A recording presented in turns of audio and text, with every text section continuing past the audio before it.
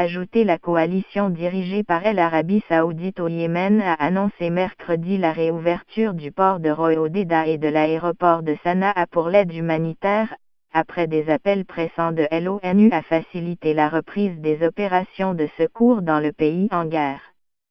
La réouverture du port de Ro'odeda et de l'aéroport de Sanaa sera effective jeudi à midi local, a précisé la coalition dans un communiqué publié par l'agence officielle saoudienne SPA.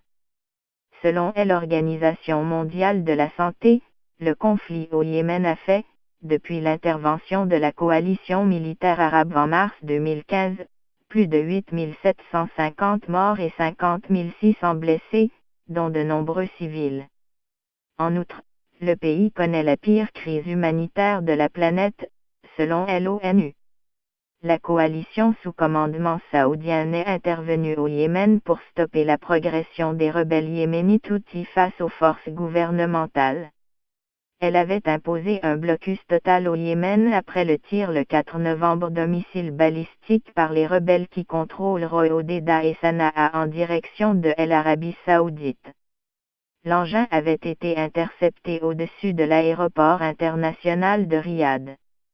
L'ONU a dit mercredi avoir été notifiée par les autorités saoudiennes de la réouverture décidée pour jeudi des ports yéménites de Ro'odeda et Salé ainsi que de l'aéroport de Sanaa.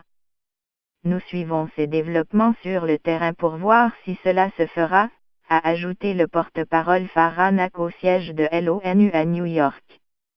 Bien sûr, si c'est bien le cas, ce serait un développement très bienvenu et d'une importance capitale, a-t-il souligné.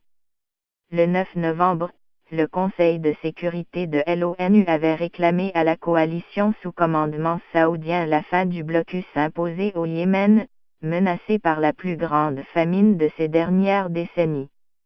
Les 15 pays membres du Conseil avaient exprimé leur inquiétude devant la situation humanitaire catastrophique et avaient souligné l'importance de garder tous les ports et aéroports du Yémen en état de fonctionnement. Appel à autoriser les importations. La coalition a souligné, dans son communiqué mercredi, sa volonté d'alléger les souffrances du peuple yéménite. Save the Children a salué de son côté les informations faisant état d'une réouverture à partir de demain du port de Ro'odeda et de l'aéroport de Sanaa à l'accès humanitaire. Elle a cependant jugé que cette mesure n'était désormais plus suffisante pour empêcher une famine potentielle au Yémen. Des aides cruciales en nourriture, carburant et médicaments ont été refoulées depuis plus de 2 semaines, enfonçant encore plus le pays dans la crise, souligne Save the Children. L'on souligne que l'aide humanitaire ne constituait qu'une petite partie des produits de première nécessité pour le Yémen, et réclame ainsi l'ouverture du port de Ro'odeda aux importations commerciales cruciales pour nourrir la population et pour le maintien des services de base. Si le port de Ro'odeda, qui d'ordinaire traite 80% des importations du Yémen, n'est pas ouvert aux importations, cela entraînera probablement famine et arrêt des services de base, d'eau et d'assainissement, prévient Save the Children.